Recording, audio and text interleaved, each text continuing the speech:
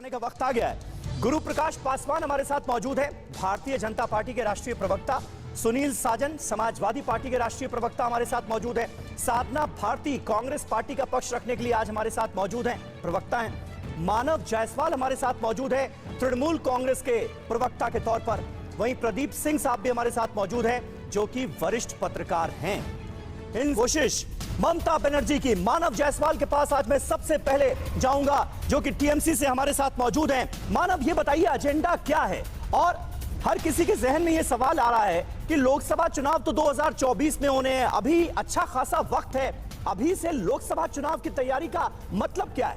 क्या रणनीति है इसके पीछे? सर, पहले तो सभी को मेरा नमस्कार, गुड मॉर्निंग टू इंडिया। और सर, रणनीति नहीं है, ये हमारी जो सेवा भाव है, हमारा मिशन है पूरे देश को एक रखना, पूरे देश में समन्वय बना के रखना, केंद्र सरकार और राज्य सरकारों में समन्वय बना के रखना, ये जासूसी जैसे लोगों को दूर भगाना, जो ब्रिटिश राज के अनुयायी हैं उनको दूर भगाना, देश को। मानव जी, आवाज में प्रॉब्लम है, आपके ऑडियो में बड़ी दिक्कत है, आपकी आवाज ठीक तरीके से नहीं आ रही है। मैं इसे ठीक कराने की कोशिश करता हूं। गुरु प्रकाश स्वीकार्यता का है और इस दौरे के जरिए वही स्वीकार्यता जुटाने की कोशिश की जा रही है क्या, ताकि एक्सेप्टेंस हो जाए ममता बनर्जी के चेहरे पर 2024 के लिए? सर, पहले तो मैं सभी को नमस्कार कहता हूँ जी। मेरी आवाज सर पहले जा नहीं रही थी। हाँ, लेकिन सर, ये मैं आपको बता दूं कि पूरे देश ने दीदी को पहले ही भी स्वीकारा है, और बंगाल ने जिस तरीके से बंगाल में पूरे प्रांत, पूरे देश के अलग अलग भिन्न भिन्न प्रांतों के लोग रहते हैं जिन्होंने दीदी को वोट दिया है, और एक अद्भुत तरीके से दीदी जी जो निखर के आई हैं, और जिस तरीके से ये जो अहंकारी सरकार है जिन्होंने अपने पूरे तरीके से प्रचार तंत्र को, घृणात्मक प्रचार तंत्र को फैलाया था पूरे प्रांत में, उसके बाद जिस तरीके से इनके मुंह में कालिक पोती गई है, ये दिखा देता है कि दीदी किस तरीके से पूरे देश में स्वीकृति उनको मिली है। और जहां तक बात है पार्टियों की, सर, दीदी ऑलरेडी एक राष्ट्रीय नेता है। और जहां तक बात है सर, आज आपके सामने एक सरकार है जो घृणात्मक सरकार है, जो घृणा फैलाती है। वो 24 घंटे सिर्फ एक ही मॉड्यूल में चलती है, इलेक्शन कैसे जीतना है, सरकार कैसे बनानी है, चाहे वो पैसे से खरीद लो, चाहे ईडी, सीबीआई और जितने भी इनके तंत्र है उनसे कर लो, या पेगासस को ला दो। तो सर, ये जो सरकार है ना, पूरे देश ने देख लिया है कि इनका मुखौटा गिर रहा है और गिर चुका है। जायसवाल साहब, लबोलुआब यही है ना आपकी बात का? लबोलुआब मानव जायसवाल यही है ना कि प्रधानमंत्री पद का एक बड़ा चेहरा होंगी 2024 में ममता दीदी, यही कहना चाह रहे हैं? देश को सर, देश को अगर जरूरत के समय, हाँ, देश को अपना बलिदान देने में कोई अगर सच है तो वो ममता बनर्जी हैं। आपको कांधार वाले एपिसोड को पता होगा, जो यशवंत सिन्हा जी ने बोला है कि उन्होंने बोला कि आप मुझे भेज दीजिए, मैं अपने आप को बलिदान करती हूँ। तो हमारे देश को बलिदान लोगों ने देश बनाया है, हमारे देश को भव्य तरीके से प्रचार तंत्र ने नहीं बनाया है। हमारा देश बलिदानों का देश है। पूरे विश्व को पता है कि हिंदुस्तान और भारतीय किस तरीके से अपने बलिदान देने के लिए सच करते हैं। ठीक है, सैकड़ों सालों से चला रहा है सर। नहीं, मतलब ये जो सवाल पूछा उसका जवाब दे दीजिए ना मानव जी। सर, मैंने वही जवाब दिया सर, उसका जवाब नहीं दिया। देने के लिए सच है और देश को देश बलिदान मानता है। दीदी अपने आप को बलिदान करेगी और प्रधानमंत्री पद के लिए वो सच है।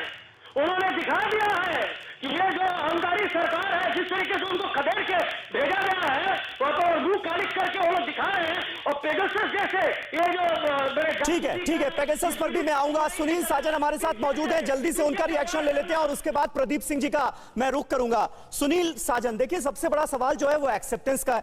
क्या ऑपोजिशन की तमाम पार्टियां, जिनके अपने अपने प्रधानमंत्री पद के मीटिंग बुला के सबको साथ बात करके ओपिनियन लेके कोई ना कोई सुप्रीम कोर्ट से इंक्वायरी हम लोग को होना चाहिए। मानव जायसवाल इस वक्त हमारे साथ मौजूद हैं। मानव, ममता बनर्जी को हमने सुना, और पश्चिम बंगाल की सरकार तो पहली ऐसी सरकार है जो बाकायदा जांच आयोग का गठन भी कर चुकी है अपने यहाँ पेगासस जासूसी कांड की जांच के लिए। क्या चाहते हैं आप लोग, क्या होना चाहिए इस मामले में? सर, हम सिर्फ एक ही चीज चाहते हैं कि देश को अवगत कराया जाए कि वो चोर कौन है जो इस तरीके से जासूसी करवा रहा है। और अगर कोई अथॉरिटी है जिसने ऑथराइज किया है, तो अगर सेंट्रल गवर्नमेंट के वो अथॉरिटी है तो जरूर आगे आए। इसमें छुपने की क्या बात है? अगर हमारे छुपने की क्या बात है? साधना भारती जी, साधना भारती जी, मैं खत्म कर लूं सर। मैं आता हूँ मानव जी, मैं आता हूँ। छोटा छोटा रिएक्शन क्योंकि देखिए खबरें बहुत ज्यादा है। साधना भारती जी, कांग्रेस पार्टी की स्ट्रेटेजी को भी इसी प्रकार से कभी भविष्य में जरूरत पड़ी नेतृत्व की तो मैं हमेशा कहता हूँ उद्धव जी का नेतृत्व राष्ट्र का नेतृत्व कर सकते हैं। मानव जायसवाल, सुना आपने? सुनील साजन बैठे हैं समाजवादी पार्टी से, उन्होंने कहा बिना यूपी के तो संभव नहीं है।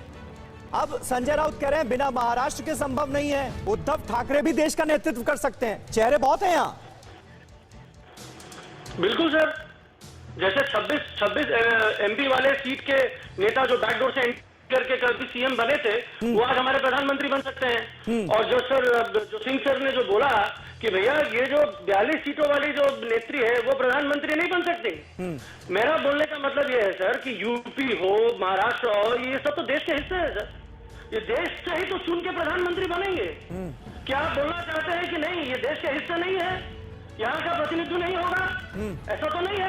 आज हमारी नेत्री ने दिखा दिया है कि जिस तरीके से जो अहंकारी सरकार है, बार बार मुझे बोलना पड़ता है क्योंकि इनके अलावा इनके पास कुछ और है ही नहीं। इनके पास तो सारे तंत्र हैं। अभी पेगासस जैसा नया तंत्र इन्होंने लिया है कि नहीं ये क्लेम भी नहीं कर पा रहे। अब देखिए सर, दुविधा क्या है कि हमने चोरी की है, पकड़ा जा रहा है, लेकिन हम बोल नहीं पा रहे कि ये अच्छे चीजों के लिए लिया है कि बुरे चीजों के लिए लिया है। क्योंकि पेगासस का मूल अर्थ है कि भाई जिस तरीके से किसी भी देश को, किसी के देश के अपने सॉवरेनिटी के ऊपर चिंता हो या खतरा हो, उसके लिए पेगासस यूज किया जाता है। लेकिन ये तो देशवासियों की गोपनीयता को छीनना चाहते हैं। आज तो मिथ हो गया है, एक तरह का भ्रम हो गया है कि हमारा कोई प्राइवेसी भी है, हम आज स्वतंत्र है कि नहीं। ये प्रदीप सिंह जी, लेकिन एक चेहरे पर एक मत होना आज की तारीख में हर बार आपकी बात पर प्रदीप जी उंगली उठा रहे हैं। मानव जल्दी से कहें 10 सेकंड में, क्या ऐसी जरूरी टिप्पणी आन पड़ी?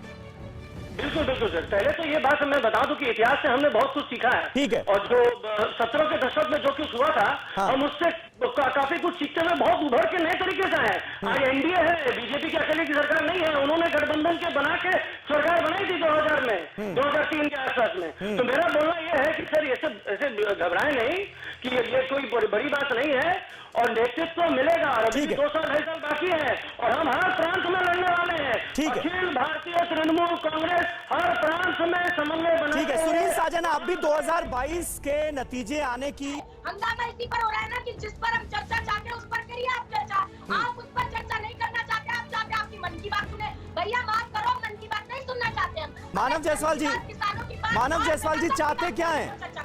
क्योंकि इसी मामले पर जवाब जब अश्विनी वैष्णव दे रहे थे, आईटी मंत्री देश के, तो आप ही की पार्टी के सांसद ने उनके हाथ से जवाब वाला पर्चा ले लिया और फाड़कर सदन के जो उपसभापति थे उनकी चेयर की तरफ फेंक दिया। तो चर्चा क्यों नहीं चाहते इस पर? सर मैं आपको 2 चीज बता दूं, उस संदर्भ को आप 2 हिस्सों में देखें। पहले जो अश्विनी जी ने जो बोला वो बहुत अच्छी बात बोली कि जो भी जासूसी हुई वो अथॉरिटी के नियुक्त की हुई कि किसी ने ऑथराइज किया, उसमें कोई गलतियां नहीं। तो हम तो जानना चाहते हैं कि ऑथराइज किसने किया कि भैया इन लोगों के ऊपर आप जासूसी करें। और सर जो हमारे जो बीजेपी के जो प्रवक्ता हैं उन्होंने बड़ी अच्छी बात बोली कि टैक्स पेयर के पैसे खर्चे हो रहे हैं, सदन नहीं चलने दिया जा रहा है। सर आपको टैक्स पेयर के पैसे की चिंता है, लेकिन आपको टैक्स पेयर की चिंता नहीं है। हमारे जो किसान जो दिल्ली के बॉर्डर में खड़े हैं उनके लिए आपको चिंता नहीं है। कोरोना काल में इतने लोग मारे गए, उनको आपको चिंता नहीं है। वैक्सीन देने के लिए सुप्रीम कोर्ट को आपको डंडे दिखाने पड़ते हैं, उसके लिए आपको चिंता नहीं है।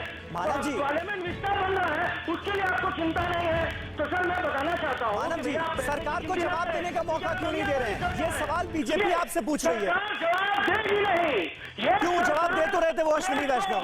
भ्रमित करना चाहती है, देश को तोड़ना चाहती है और ये ब्रिटिश की अनुयायी सरकार है। मैं बार बार यही बोल रहा हूँ, ब्रिटिश की अनुयायी सरकार है, ये जासूसी करेगी। और सुनिए सर, बीजेपी के बहुत सारे नेतागण संपर्क में हैं, उन्होंने बोल दिया कि ये तो हमारे पीछे जासूसी कर रहे हैं। कर्नाटक में देख लीजिए क्या हो गया, कैसे हटा दिया। ठीक है, ऑपोजिशन एक मत होकर जासूसी का आरोप लगा रहा है। प्रदीप सिंह जी, इसका हल क्या है? जांच का ऐलान आखिर क्यों नहीं किया जा रहा? क्या उसमें दिक्कत है? क्योंकि ऑपोजिशन एक मत होकर ये आरोप न सिर्फ लगा रहा है बल्कि संसद